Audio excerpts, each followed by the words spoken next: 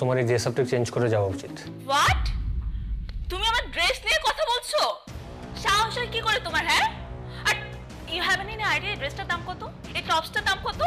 থাকবে না তো, কারণ সবসময় তো ভ্যান থেকে ড্রেস কিনে পড়ো 100-150 টাকা দিয়ে।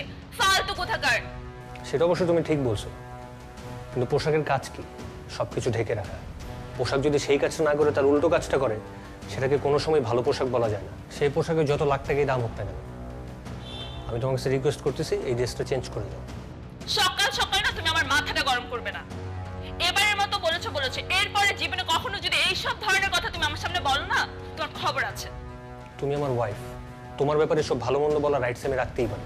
এক্সকিউজ মি, তুমি আমার ওয়াইফ, তুমি এটা করতে পারবে না, তোমার ভালো মন্দ আমি দেখবো, এসব গান না আমাকে শোনাবে না। আর আমি মম ডেটের কোথায় না তোমাকে বিয়ে করেছি, না হলে তোমার মতো ব্যাক ডেটেড থার্ড ক্লাস ছেলেকে আমি জীবনে বিয়ে করতাম না, তোমার বাড়িতেও আসতাম না।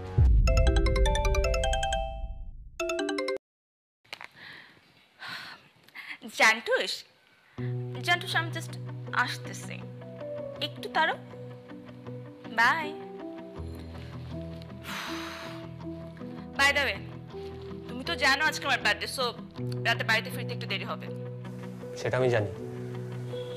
আজকে প্লিজ একটু তাড়াতাড়ি আসার ট্রাই করো, আমি তোমাকে নিয়ে একটু বের হব।